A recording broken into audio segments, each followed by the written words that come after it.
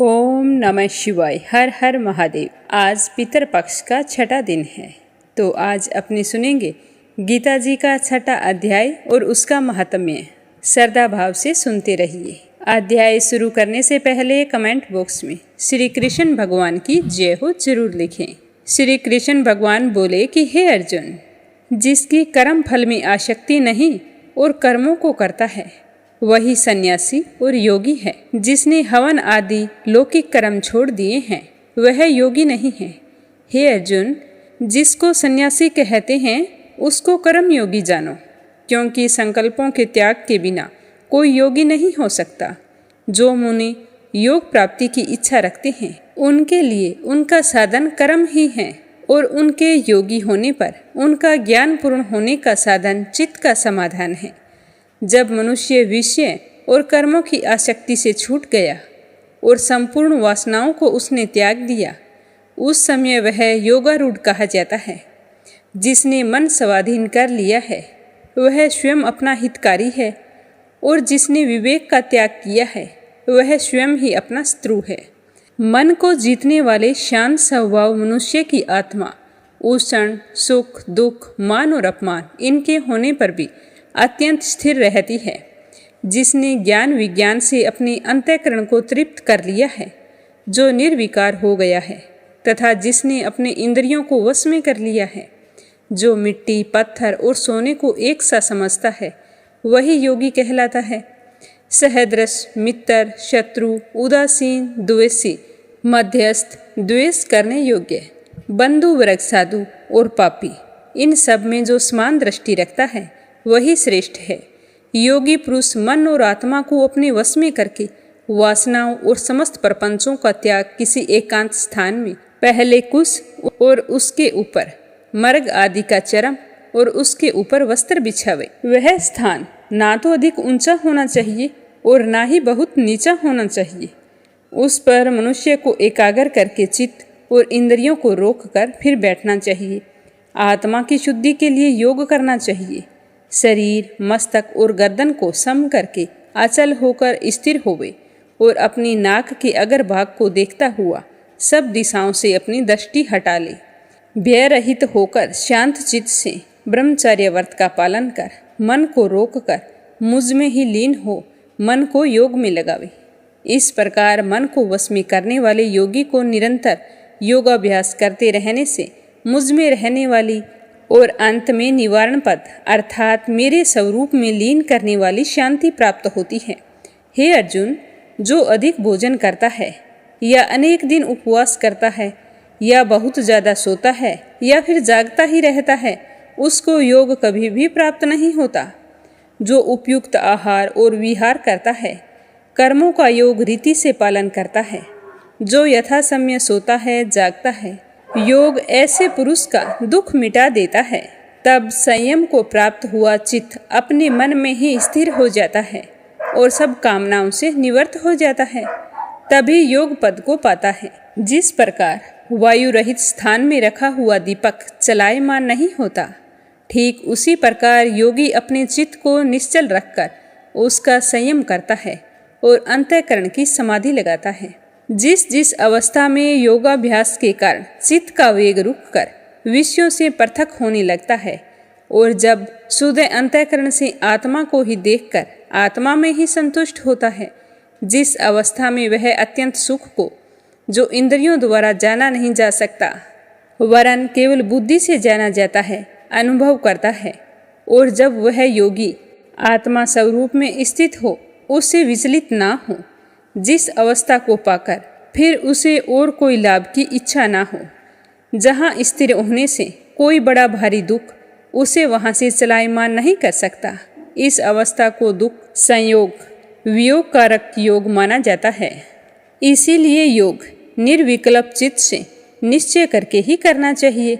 संकल्प से उत्पन्न होने वाली समस्त कामनाओं को त्याग कर और मन में सकल इंद्रियों को चारों ओर से रोक धैर्य के साथ बुद्धि को अपने अधीन करके धीरे धीरे विषयों से दूर हटाए और भली भांति मन को आत्मा में स्थिर करके किसी पदार्थ की चिंता ना करे।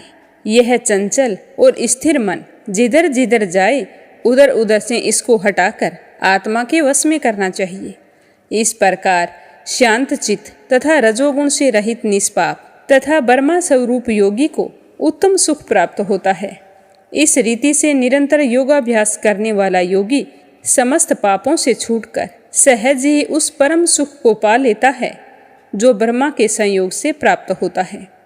जिसका मन योग में स्थिर हो गया है उसकी दृष्टि सभी जगह एक समान हो जाती है। वह सब प्राणियों में अपने को और अपने में सब प्राणियों को देखता है। जो सब में मुझको और मुझ में सबको देखता है उससे मैं अलग नहीं रहता और ना ही वो मुझसे अलग रहता है।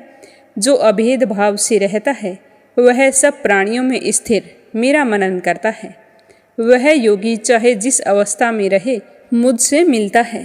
हे अर्जुन, समस्त प्राणियों के सुख दुख को अपने सुख दुख के समान समझता है और सबको समभाव से देखता है, वही श्रेष्ठ योगी है। तो अर्जुन ने कहा कि हे मधुसूदन, आपने जो यह योग सिखाया उसको अपने समान देखे। सो मन के चंचल होने के कारण उसकी दृढ़ स्थिति में अपने में नहीं देखता हूँ। हे कृष्ण, चंचल मन बड़ा ही हठी, पराक्रमी और दृढ़ है। इसको अपने अधीन रखना तो मुझे जैसे वायु को बांध कर रखने के समान ही प्रतीत होता है। तो श्री कृष्ण भगवान कहने लगे कि हे महाबाहो, इसमें संदेह नहीं है कि मन अति चंचल है और इसे वश में करना बड़ा ही कठिन है। तो भी हे कुंती पुत्र, अभ्यास और वैराग्य से अधीन कर लिया जा सकता है। जिसका मन वश में नहीं उसको योग अत्यंत दुर्लभ है, ऐसा मत है। परंतु मन को वश में करने वाले प्रयत्न करते रहने से उपाय द्वारा इस योग को प्राप्त कर सकते हैं। तो अर्जुन ने कहा कि हे श्री कृष्ण, जिसमें श्रद्धा तो है पर जो योग प्राप्त करने में सफल नहीं हुआ है और जिसका चित्त योग से विचलित हो गया है, वह योग सिद्ध नहीं पाने से किस गति को पहुँचता है। हे महाबाहो, जिसका पहला आश्रय भी गया और ब्रह्मा प्राप्ति भी नहीं हुई, वह तो दोनों ओर से भ्रष्ट होकर विच्छिन्न मेघ के समान नष्ट तो नहीं हो जाता। हे कृष्ण, मेरा यह संदेह आपको दूर करना ही पड़ेगा। इस संदेह को दूर करने वाला आपके अलावा और कोई नहीं है। श्री भगवान जी कहने लगे कि हे पार्थ, उसका यहाँ नाश नहीं होगा और परलोक में भी नहीं होगा, क्योंकि उत्तम कार्य करने वाले मनुष्य की दुर्गति नहीं होती। वह योग में असफल मनुष्य बहुत दिनों तक पुण्यवानों को प्राप्त होने वाले लोकों में वास करता है। वहाँ से फिर किसी पवित्र और धनवान के घर में आकर जन्म लेता है, अथवा वह बुद्धिमान योगियों के ही कुल में जन्म पाता है। इस प्रकार का जन्म पाना भी इस लोक में बड़ा ही दुर्लभ है। हे कुंती नंदन, वह योगियों के वंश में जन्म लेकर पूर्व जन्म के बुद्धि संस्कार अर्थात आत्मज्ञान को पाता है और फिर उस जन्म में अधिक सिद्धि के लिए यत्न करता है। पूर्व जन्म में किए योगाभ्यास के बल से अनेक विघ्नों के पड़ने पर भी वह मोक्ष को प्राप्त होता है। योग की यदि केवल इच्छा ही हो तो पुरुष शब्द ब्रह्मा के पार जा पहुँचता है। बड़े श्रम और यत्न से जो योगाभ्यास करता है वह पापों से शुद्ध होकर अनेक जन्मों को कठिन परिश्रम करके सफल हो जाता है और परम गति को पाता है। बड़े बड़े तपस्वियों से योगी श्रेष्ठ हैं, ज्ञानियों से भी योगी श्रेष्ठ है। इसीलिए हे अर्जुन, तुम योगी बनो। केवल मुझ में मन लगाकर जो मेरी प्राप्ति के लिए मेरा भजन करता है उसको समस्त प्राणियों के मध्य मैंने श्रेष्ठ माना है। इस तरह छठा अध्याय समाप्त हुआ। अब अपने सुनेंगे इसका महात्म्य। श्रद्धा भाव से सुनते रहना। श्री विष्णु भगवान कहने लगे कि हे लक्ष्मी, छठे अध्याय का महात्म्य सुना रहा हूँ, ध्यानपूर्वक सुनना। गोदावरी नदी के तट पर एक नगर था। वहाँ एक जनश्रुति राजा बड़ा ही धर्म ज्ञानी था। एक दिन नगर में हंस उड़ते उड़ते वहाँ पर आ पहुँचे। उनमें से एक तो बैठते ही उतावला होकर उड़ गया। तब नगर के पंडित ने कहा कि हे हंस, तू ऐसा उतावला उड़ा है, क्या तू राजा श्रुति से आगे स्वर्ग को जाना चाहता है? तब उन पक्षियों में जो सरदार था उसने कहा कि राजा श्रुति से श्रेष्ठ एक रेक मुनि है जो सबसे श्रेष्ठ है, वही बैकुंठ के अधिकारी होवेंगे। मैं आगे क्यों जाना चाहता हूँ? बैकुंठ लोग स्वर्ग से ऊंचा है। जब यह वार्ता राजा ने सुनी तो मन में विचार किया कि मेरे से उसका पुण्य बड़ा है जिसकी स्तुति ये हंस कर रहे हैं। ये विचार करके उसने सोचा कि क्यों ना उनके दर्शन किए जाए। तो राजा ने सारथी से रथ मंगवाकर उसमें बैठकर सबसे पहले बनारस श्री काशी जी में जाकर गंगा स्नान किया, दान किया, शिवजी महाराज का दर्शन किया और उसके बाद लोगों से पूछने लगे कि यहाँ पर कोई रेक मुनि है। तो लोगों ने कहा कि नहीं, यहाँ पर तो कोई रेक मुनि नहीं है। तो राजा वहाँ से चलकर दक्षिण दिशा को गए, द्वारिका नाथ पहुँचे, वहाँ स्नान ध्यान किया, दान किया, फिर लोगों से पूछा कि यहाँ पर कोई रेक मुनि है। तब उन्होंने कहा कि यहाँ पर तो कोई रेक मुनि नहीं है। तो राजा वहाँ से पश्चिम दिशा को गए, जहाँ जहाँ तीर्थों पर जाते, स्नान दान करते और रेक मुनि के बारे में पूछते तो सारे कहते कि रेक मुनि तो नहीं है। तो राजा ने उत्तर दिशा को जाकर बद्री नारायण पहुँच गए।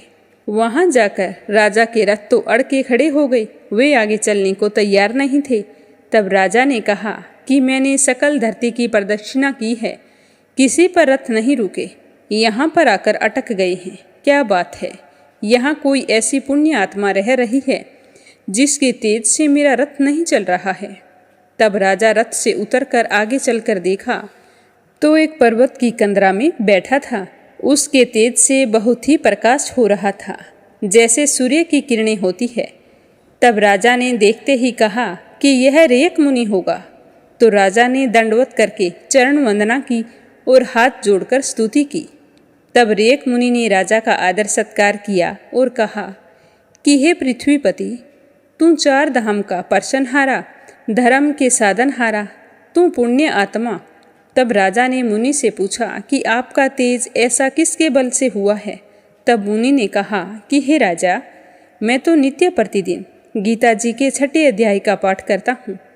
इस कंदरा में उसी का उजाला है। तो यह सुनकर राजा अपने नगर को लौट आए और अपने पुत्र को बुलाकर कहा कि हे पुत्र, आज से इस राज्य को तू ही संभाल, मैं तो तीर्थों को जाता हूँ।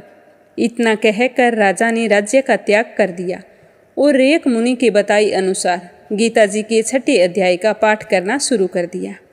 इस पाठ के प्रताप से राजा त्रिकालदर्शी हुआ। इस प्रकार वन में रहते रहते कई वर्ष बीत गए। एक दिन प्राणायाम करके दोनों ने देह त्याग दी और स्वर्ग से विमान आए तो उस पर बैठकर वो दोनों बैकुंठ हो गए। तो श्री नारायण जी कहते हैं कि हे लक्ष्मी, यह 6 अध्याय का महात्म्य है। इसके पाठ करने से भी मोक्ष की प्राप्ति होती है। इस तरह जो भी मनुष्य गीता जी के 6 अध्याय के महात्म्य को सुनता है, उसे सर्व सुखों की प्राप्ति होती है और अंत में बैकुंठ धाम को जाते हैं। तो ये था 6 अध्याय का महात्म्य। समाप्त होते ही कमेंट बॉक्स में विष्णु भगवान की जय हो, माता लक्ष्मी जी की जय हो जरूर लिखना। आज के लिए बस इतना ही। कल मिलेंगे अगले अध्याय के साथ। श्रद्धा भाव से सुनने के लिए आप सभी का बहुत बहुत धन्यवाद।